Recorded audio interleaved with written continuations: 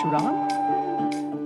नारायण नारायण, साक्षात भगवान श्री हरि विष्णु के अवतार, क्षत्रिय वंश के विध्वंसक महामुनीश्वर परशुराम। परंतु इस समय इतनी शीघ्रता से कहां चले जा रहे हैं? कहीं क्षत्रियों का पुनर्संहार करने का निश्चय तो नहीं कर लिया? नारद स्वयं चलकर पूछना होगा। नारायण नारायण नारायण नारायण नारायण। महामुनीश्वर महामुनीश्वर, नारद का प्रणाम स्वीकार करें। नारद, तुम यहाँ इस वन प्रदेश में?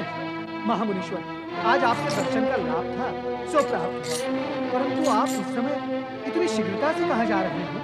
नारद, मुझे केवल प्रश्न पूछना प्रिय है, प्रश्न किया जाना नहीं। और वैसे भी तुम मुझसे बड़े अथवा पूज्य तो हो नहीं कि मुझे उत्तर देना ही पड़े। नारायण नारायण, मैं कैसे पूज्य हो सकता हूँ? मैं तो आपके पुत्र के समान हूँ। महामुनीश्वर महामुनीश्वर। सावधान नारद, मैं बाल ब्रह्मचारी हूँ, कोई मेरे पुत्र समान नहीं, और मैं किसी के पिता समान नहीं। पिता पुत्र जैसी कोई स्थिति मेरे समीप नहीं है। है महामुनीश्वर, अवश्य है। क्या? यदि आप आज्ञा दे तो प्रमाणित करूं। क्या प्रमाणित करोगे तुम? यही कि आप पिता तुल्य हैं। नारद, आप मुझ निर्दोष पर क्यों क्रोधित हो रहे हैं महामुनीश्वर? ये सत्य मेरे मस्तिष्क की उत्पत्ति नहीं है कि आप भगवान श्री हरि विष्णु के अंशावतार हैं, इसलिए आप सभी के पूज्य हैं। इसी कारणवश सभी आपको पिता तुल्य समझते हैं। जब सब समझ सकते हैं तो ऐसा प्रिय और लाभकारी संबंध आप मुझको क्यों नहीं समझने देते? हे महामुनीश्वर, आप मुझे पुत्रवत समझें, इसमें मैं कोई आपत्ति नहीं करूंगा। नारद, जिस नटखट भाषा से तुम देवों और असुरों के सामने अपनी लीला रचाते हो, तुमने मुझे भी क्या उसी भाषा और लीला का पात्र समझा है? बार बार क्रोध करके अपने पुत्र के मन को पीड़ित और आहत क्यों करते हैं आप? तुमने अब तक मेरा क्रोध देखा नहीं है नारद, और मैं देखना भी नहीं चाहता, और कृपया कर आप उसका आग्रह भी ना करें। तो परिणाम का विचार करते हुए अपनी वाणी को नियंत्रित करो। हाँ प्रभु हाँ। जिन क्षत्रियों का आपने 21 बार संहार किया, वे आपका क्रोध और परिणाम देख चुके हैं। वे क्षत्रिय थे, इसीलिए क्रोध और परिणाम देखने में सक्षम थे, परंतु मैं तो ब्राह्मण हूं, मुझ पर तो आप क्रोध कर ही नहीं सकते। नारद, बार बार क्रोध शब्द बोलकर तुम मेरे क्रोध को भड़का रहे हो। अद्भुत महामुनीश्वर, अद्भुत। यदि क्रोध शब्द सुनकर आपका क्रोध भड़कता है तो शांत शब्द सुनकर आप शांत भी होते होंगे। नारद,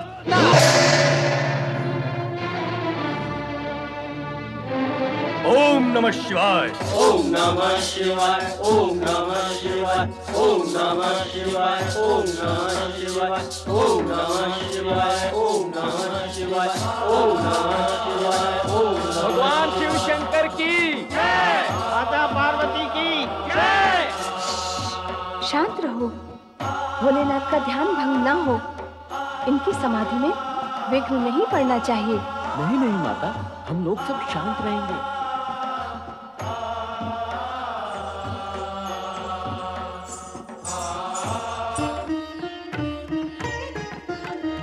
प्रणाम माता। गणेश, तुम यहाँ सचेत खड़े रहना। ऐसा क्यों माँ? तुम यहाँ आने वाले किसी भी प्राणी को समाधि स्थल तक न पहुँचने देना। भोलेनाथ की समाधि में कोई बाधा नहीं पड़नी चाहिए। जैसी आपकी आज्ञा माँ। समाधि स्थल तक पहुँचना तो क्या, वहाँ तक किसी की दृष्टि तक को पहुँचने ना दूंगा। आप निश्चिंत रहें।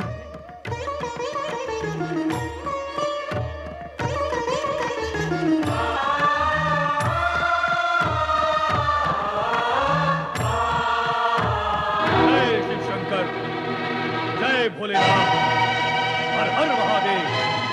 जय शिव शंकर, जय भोलेनाथ।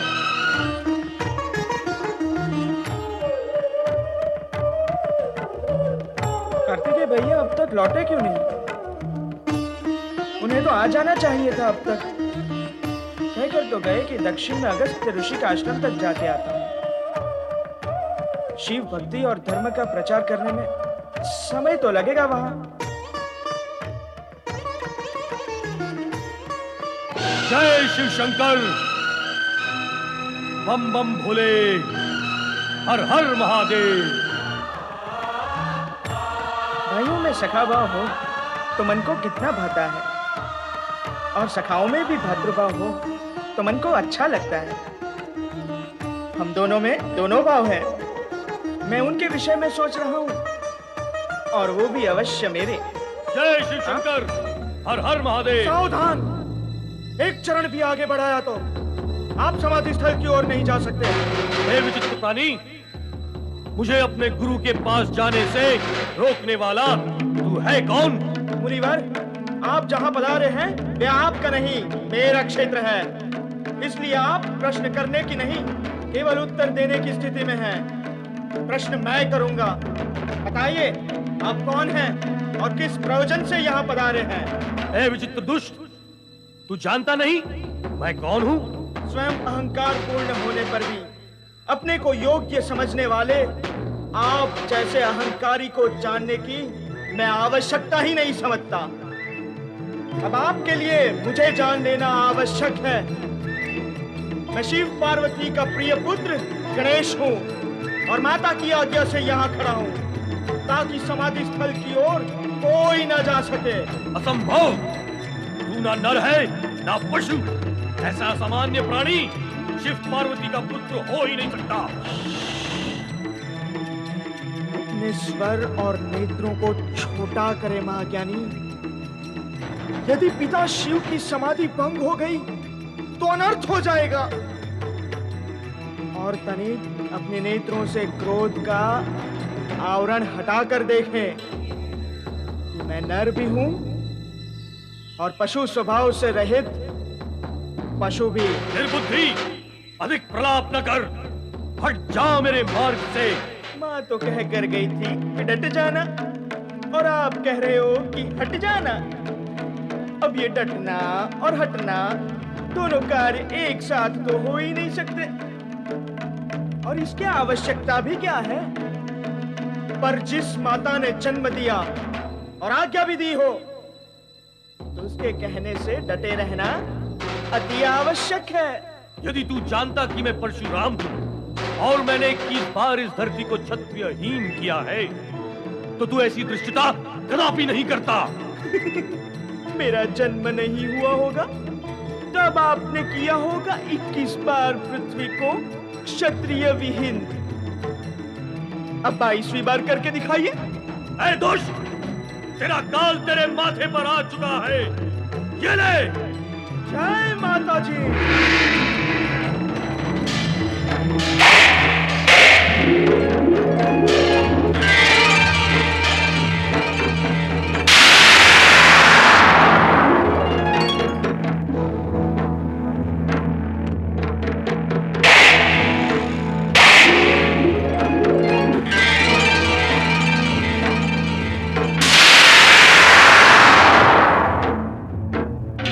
देवर्षि, ये तो अनर्थ हो रहा है। हमें इसे रोकना चाहिए। कौन रोकेगा? युद्ध रुकता तभी है जब उसे आरंभ करने वाला रोके। यहाँ तो दोनों डटे हुए हैं।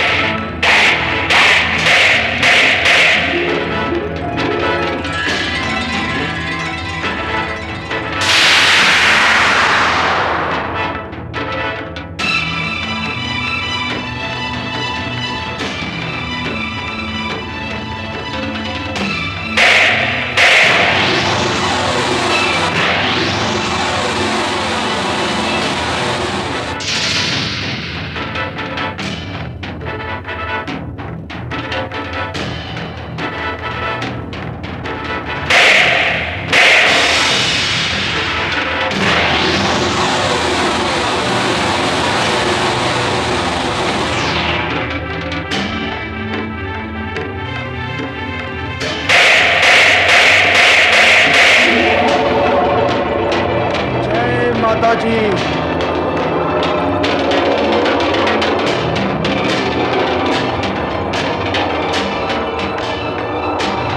जय माता जी।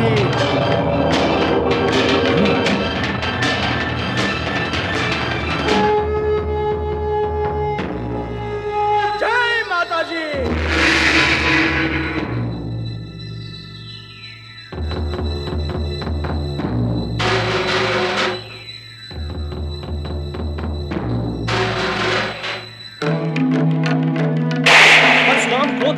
प्रहार कर रहे हैं, किंतु गणेश उनका हर प्रहार व्यर्थ कर रहे हैं। कुछ उपाय करें देवर्षि।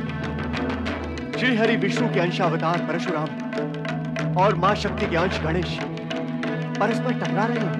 भगवान शिव अपने पुत्र और शिष्य के मध्य होने वाले इस युद्ध को रोकते क्यों नहीं? वरुण देव, जितना विचार आप कर रहे हैं उतना विचार भगवान भोलेनाथ ने अवश्य किया ही होगा, फिर भी युद्ध हो रहा है। अर्थात ये सब भगवान भोलेनाथ की लीला है, जो किसी भावी घटना की भूमिका है, विषाद है, ताकि यह युद्ध किसी परिणाम को जन्म दे सके।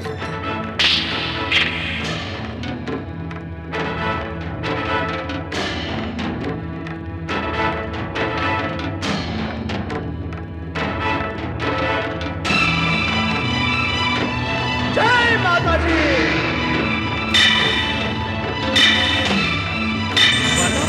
अनर्थ हो गया, आप शीघ्र ही चलें। क्या हुआ नंदी? माता, बाहर कोई चमत्कारी पुरुष गणेश से युद्ध कर रहा है। वो भट योद्धा है। माता, गणेश उसे परास्त नहीं कर पाएगा। आप शीघ्र चलें।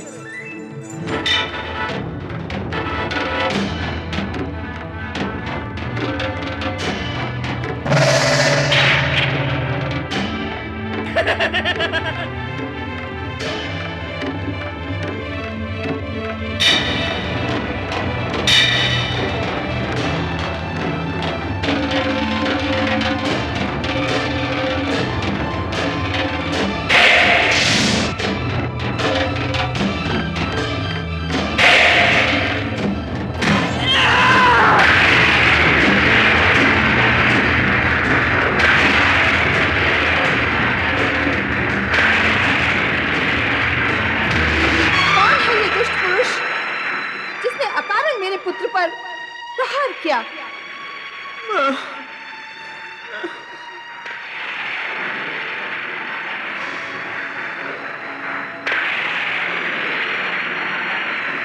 मेरे पुत्र पर प्रहार करने वाले को मैं जीवित नहीं छोड़ूंगी। गुरु माता, मेरा अपराध क्षमा करें। इसने कहा तो था कि आपका पुत्र है, किंतु उसकी विचित्र आकृति के कारण मैं विश्वास न कर सका। तुम क्षमा की नहीं, दंड के योग्य हो। तुम्हें क्षमा कैसे करेगी वह माता जिसे तुम पुत्रहीन बना देना चाहते थे? जो अपराध अज्ञान में हो गया है, उसके लिए यदि क्षमा नहीं तो प्रायश्चित हो सकता है माता। कदापि नहीं। अज्ञान में त्रुटि होती है, अपराध में नहीं। क्रोध और अहंकार में किया गया कर्म त्रुटि नहीं, अपराध ही होता है। इसके लिए मैं तुम्हें दंड ही दूंगी। ठहरो देवी पार्वती, जब तुम्हें ज्ञान है कि क्रोध में किया गया कर्म अपराध ही होता है, तो क्यों अज्ञान के वश होकर ये अनुचित कार्य करने जा रही हो?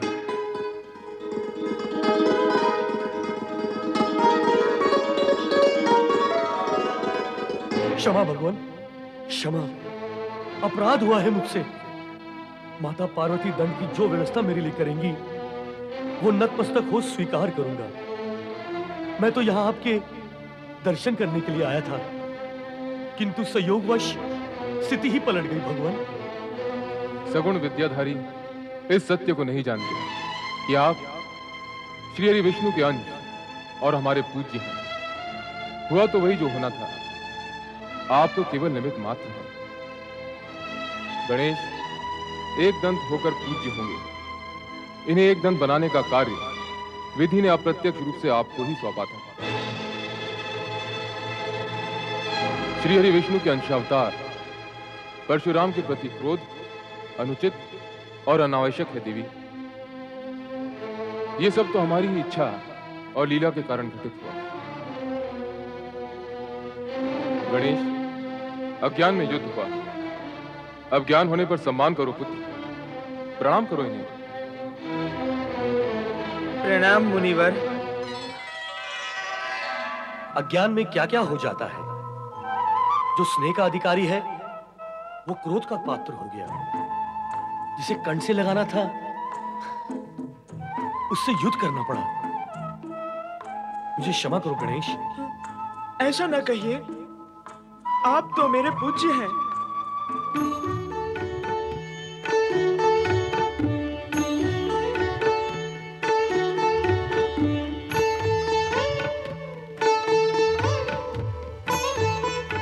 प्रणाम पितृदेव, प्रणाम माता। कार्तिकेय का प्रणाम स्वीकार करें भगवान परशुराम। अहो भाग्य मेरे, आपके दर्शन हुए। धन्य भाग्य तो मेरे हैं। मुझे अपने गुरु के साथ गुरु माता और दोनों गुरु भ्राताओं के दर्शन का लाभ हुआ।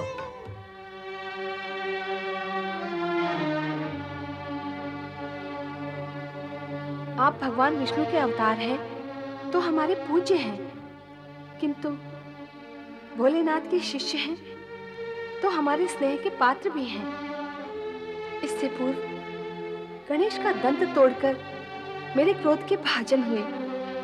ऐसा प्रतीत होता है कि आपके यहाँ आने से पूर्व अज्ञान प्रवेश कर चुका था, जिसने पहले आपको फिर मुझे प्रभावित किया। मेरे अपशब्दों के लिए मुझे क्षमा करें। नहीं नहीं, क्षमा मांगकर मुझे पीड़ित ना करें। आप तो मेरी गुरु माता हैं। आपको भोलेनाथ का शिष्य मानकर नहीं, भगवान विष्णु का अंशावतार मानकर क्षमा मांग रही हूँ। परंतु मैं तो शिष्य रूप में अपने गुरुवर शिव शंकर के दर्शन करने आया था, पर यहाँ आकर इस शिष्य से दो अपराध हुए हैं। एक तो गणेश पर प्रहार किया और दूसरा गुरु माता को मुझसे क्षमा याचना करनी पड़ी।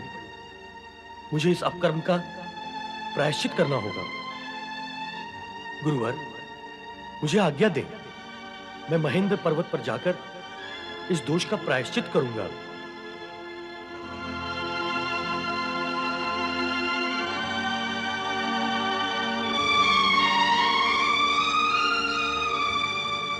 परशुराम प्रायश्चित के लिए महेंद्र पर्वत की ओर चल दिए। इस घटना का सुखद अंत ऐसे ही होना था देवराज। मैंने आपसे पूर्व ही कहा था, यह सब शिवलीला का ही एक भाग है। किंतु देवऋषि, इस शिवलीला का प्रयोजन क्या है? मेघदेव, अभी तक आप प्रयोजन के पड़ाव पर ही ठहरे हुए हो, परिणाम के लक्ष्य तक नहीं पहुंचे। तो सुनो, गणेश जी के एक दंत रूप की पूजा का लक्ष्य पूर्ण होने के लिए भगवान भोलेनाथ ने महामुनीश्वर परशुराम के मन में अपने दर्शन की इच्छा उत्पन्न करके उन्हें कैलाश बुलाया है। और इस प्रकार अपने परिवार से भगवान विष्णु के अंशावतार परशुराम का परिचय कराएगा। नारायण नारायण। और गणेश एक दंत बने। बड़े भ्राता कार्तिकेय, यदि आप यहाँ होते तो परशुराम के हाथों में एक दंत न बनता। मैं यहाँ होता तो क्या कर लेता? पिता भोलेनाथ थे ना यहाँ। जब वे ही कुछ ना कर सके तो मैं क्या कर लेता? और सच बात तो ये है कि पिताश्री की इच्छा से ही ये सब कुछ हुआ है। वो तुम्हें एक दंत बनाकर अधिक पूज्य बनाना चाहते थे और वो तुम बन गए। गणेश भैया, अब तो कुमार कार्तिकेय भी आ गए। खेल खेले। आओ चलो। तुम्हें अपने पुत्रों के विवाह की तनिक भी चिंता नहीं है। ये आप क्या कह रहे हैं स्वामी? मैंने स्वयं ही तो इस विषय में आपसे चर्चा की थी।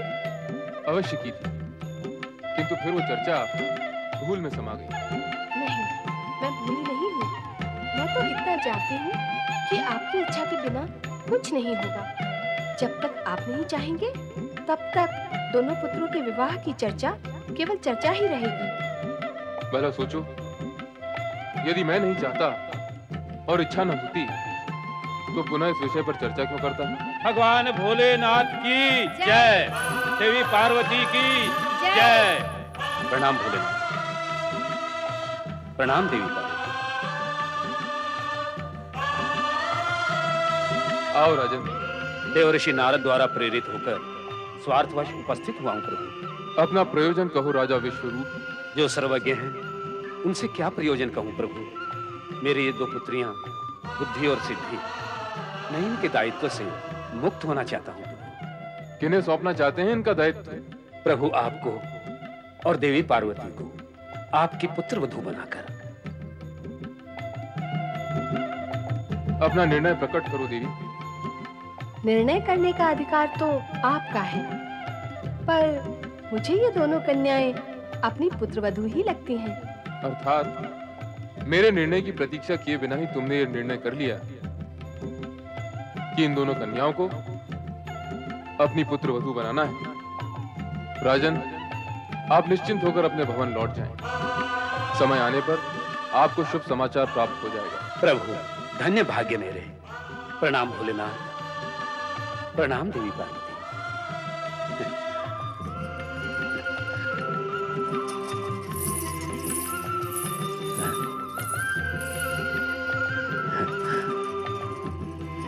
प्रणाम प्रणाम।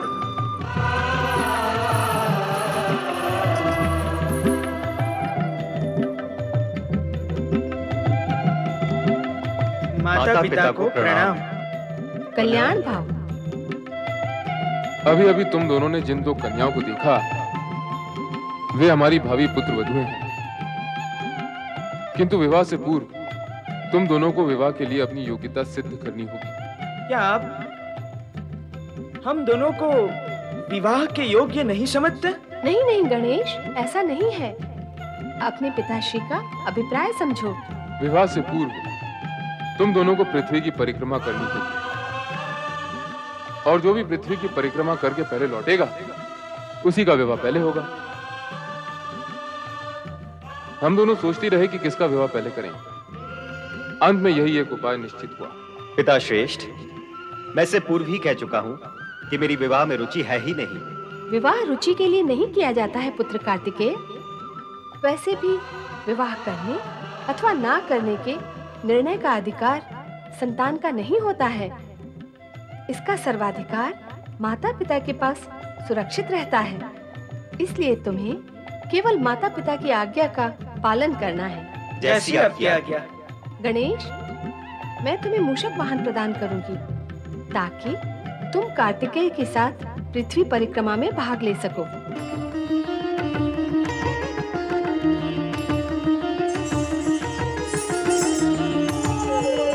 गणेश भैया, आपका ये वाहन मूषक कार्तिकेय भैया के वाहन मयूर से परिक्रमा की दौड़ में आगे नहीं जा सकेगा। तो उत्तम यही होगा कि आप स्पर्धा में भाग ही ना लें और पराजय स्वीकार कर लें।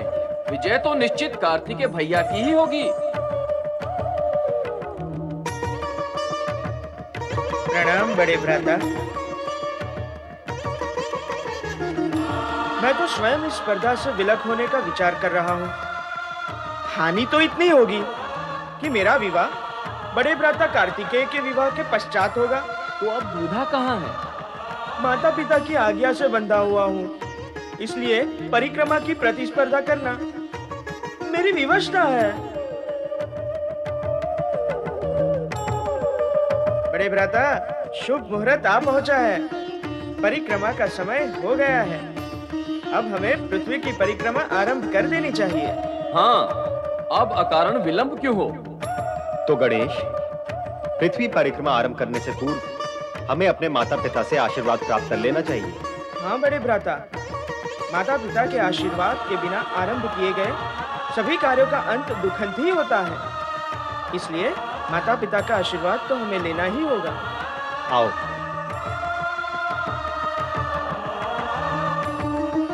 माता गौरी पिता शंकर, जय जय गौरी शंकर।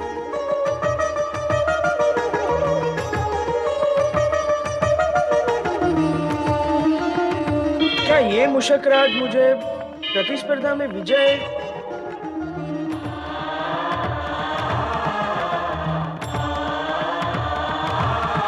कुमार कार्तिकेय की जय, कुमार कार्तिकेय की जय, कुमार कार्तिकेय की जय, भगवान भोलेनाथ की जय, माता पार्वती की जय।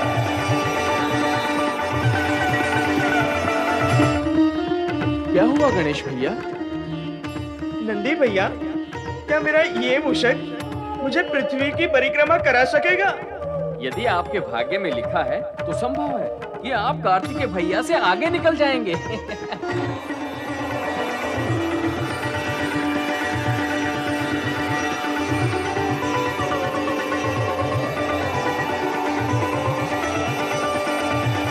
क्यों मुशकराज, मुझे लेकर चल सकोगे परिक्रमा के लिए? गणेश भैया, इससे ये पूछिए कि कुमार कार्तिकेय के वाहन मयूर से आगे निकल सकेगा अथवा नहीं। जब चलना ही नहीं हो सकेगा तो आगे कैसे निकल सकेगा? ये तो असंभव ही है। पर भैया, स्पर्धा आरंभ हो चुकी है। कुमार कार्तिकेय जा चुके हैं और आप अभी तक यही हैं। और अधिक विलंब हुआ तो आप स्पर्धा हार जाएंगे। नहीं नंदी भैया, नहीं, विजयी तो मैं ही रहूंगा। नारायण नारायण, बधाई हो कुमार कार्तिकेय, बधाई हो। ओ देवऋषि नारद, बधाई किस लिए देवऋषि? पृथ्वी परिक्रमा की प्रतिस्पर्धा में विजयी होने की बधाई। अभी जय पराजय का निर्णय कहाँ हुआ है? स्पर्धा तो चली रही है। नारायण नारायण, प्रत्यक्ष न सही परंतु परोक्ष रूप से निर्णय हो चुका है कुमार। और भला गणेश जी, उस मूषक पर सवार होकर आपसे आगे बोलो किस प्रकार जा पाएंगे? कहाँ उस मूषक की मंद गति और कहाँ आपके इस मयूर की पवन गति। भारी भरकम शरीर वाले लंबोदर गणेश जी को भला वो मूषक कब तक और कहां तक ले जाएगा? नारायण नारायण, आप तो विजयी हो ही गए कुमार। पर मैं ऐसा नहीं मानता देवऋषि। अप्रिय सत्य को मानने में तनिक विलंब तो लगता ही है कुमार। आपको गणेश जी के प्रति अत्यधिक स्नेह है। अपनी विजय और उनकी पराजय ये आपको प्रिय नहीं है, परंतु परिक्रमा में आपकी विजय ये पूर्व निश्चित सत्य है। नारायण नारायण। सत्य तो ये भी है देवऋषि कि ना मुझे विजय की इच्छा है, ना विवाह करने की। मैं तो अपने माता पिता की आज्ञावश इस स्पर्धा से जुड़ गया हूँ। आप माता पिता की आज्ञा का सम्मान भी करते हैं और विवाह ना करके बाल ब्रह्मचारी भी रहना चाहते हैं। ये दोनों कार्य एक साथ? नारायण नारायण, आप कैसे कर पाएंगे कुमार? आप ही मेरा मार्गदर्शन करें देवऋषि कि मैं ये दोनों कार्य दुविधा रहित होकर कैसे पूर्ण करूं। फिर तो एक ही मार्ग है। कृपया कहें, क्या मार्ग है? आपको स्पर्धा में पराजित होना पड़ेगा और उसके लिए आप कैलाश विलंब से पहुंचे, अर्थात अपनी गति को मंद करना होगा आपको, जिससे गणेश जी की विजय सुनिश्चित हो जाएगी। मैं भी यही चाहता हूँ कि गणेश विजयी हो और उसका विवाह हो जाए। वो भी निश्चित है।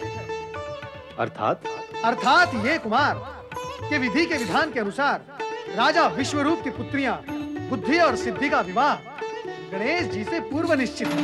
नारायण नारायण। बुद्धि और सिद्धि का विवाह? हाँ कुमार, बुद्धि और सिद्धि से।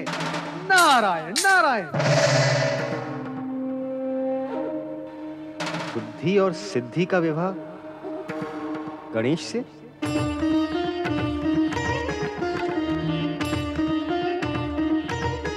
गणेश भैया, आपने ये नहीं बताया कि आप विजयी कैसे होंगे?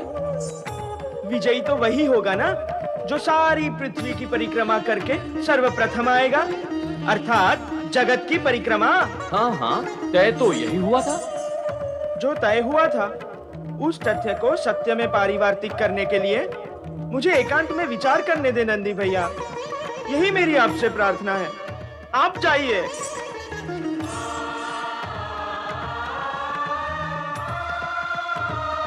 परिक्रमा, पृथ्वी की परिक्रमा। क्या विचार कर रहे हो गणेश? हाँ, पुत्र का जगत तो अपने माता पिता में ही समाया हुआ होता है। हाँ, और ये भी सत्य है कि संतान का इस जगत से परिचय तो माता पिता ही कराते हैं। माता पिता ही संपूर्ण जगत है। शास्त्रों में माता को पृथ्वी और पिता को आकाश माना गया है। और वैसे भी गणेश, पृथ्वी की परिक्रमा करना तुम्हारे वश में नहीं है। हाँ, इसीलिए प्रायश्चित रूप में अपने माता पिता की परिक्रमा कर लेना ही तुम्हारे लिए उचित होगा। माता पिता की परिक्रमा ही पृथ्वी परिक्रमा के समान होगी। जाओ गणेश।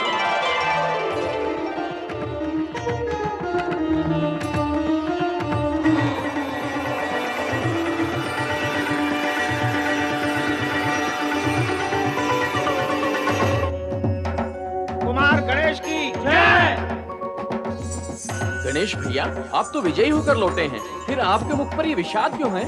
नहीं नंदी भैया, मैं विजयी होकर नहीं लौटा हूँ। मेरी जय जयकार मत कीजिए। माता पार्वती कहाँ है? वह अपने कक्ष में होंगी। तो उन्हें जाकर कहिए कि उनका पुत्र गणेश तुरंत ही उनके दर्शन का अभिलाषी है। वे शीघ्र ही यहाँ पधारे। अच्छा गणेश भैया, मैं जाता हूँ। हे प्रभु, अब आपकी लीला मेरी समझ में आने लगी है। अब तो मुझे वही करना होगा जो आप चाहते हैं, और इसके अतिरिक्त अन्य कोई उपाय भी नहीं है। मैं जो कुछ भी कर रहा हूँ उसके लिए सर्वथा दोषी मैं नहीं हूँ। जो कुछ भी हो रहा है आपकी इच्छा और लीला के कारण ही हो रहा है। गणेश, तुम पृथ्वी की परिक्रमा करके इतनी शीघ्र लौट आए? पृथ्वी की परिक्रमा करना मेरे वश में नहीं है माते।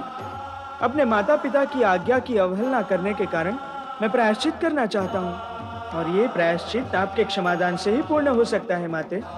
कृपया कर आप पिताश्री के पास स्थान ग्रहण कर लें। जय भोलेनाथ, जय शिव शंकर, हर हर महादेव।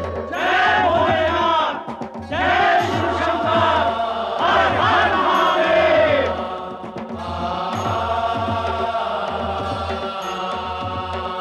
प्रणाम स्वीकार करें स्वामी। आपकी समाधि जो भंग हुई उसके लिए हम सभी क्षमा प्रार्थी हैं, पर आपका जागना आवश्यक था।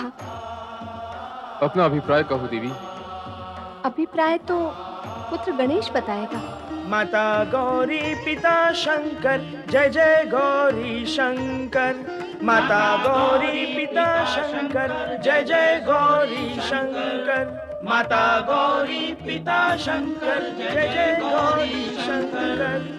माता गौरी पिता शंकर, जय जय गौरी शंकर। माता गौरी पिता शंकर, जय जय गौरी शंकर। माता गौरी पिता शंकर, जय जय गौरी शंकर। माता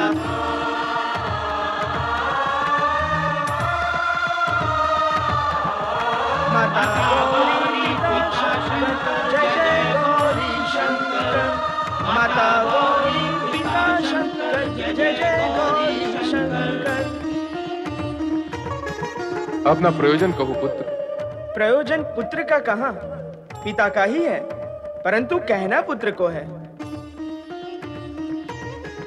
कहो, क्या कहना चाहते हो? यही कि शास्त्रों के विधान के अनुसार माता को पृथ्वी और पिता को आकाश समान माना गया है, और मैंने अपने माता पिता की 3 परिक्रमा पूर्ण करके पृथ्वी परिक्रमा से भी अधिक पुण्य प्राप्त कर लिया है। और माता पिता सर्वोपरि होते हैं।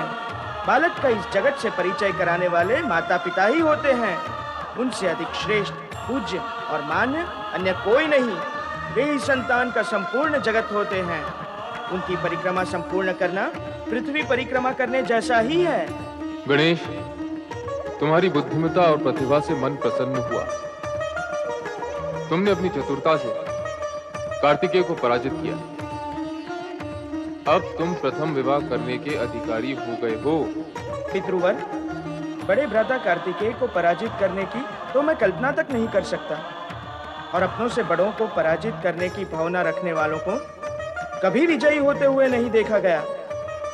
आपके कहने से मैं स्पर्धा में सम्मिलित अवश्य हुआ, परंतु मैं स्वयं नहीं चाहता कि बड़े भ्राता कार्तिकेय पराजित हो।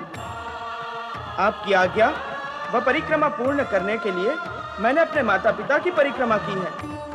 पितृवर, भ्राता कार्तिकेय तो मुझसे बड़े ही हैं। प्रथम विवाह तो उन्हीं का होना चाहिए। इसका निर्णय तो कार्तिकेय के द्वारा ही होगा। जैसी आपकी आज्ञा। हम बड़े भ्राता कार्तिकेय की प्रतीक्षा करेंगे।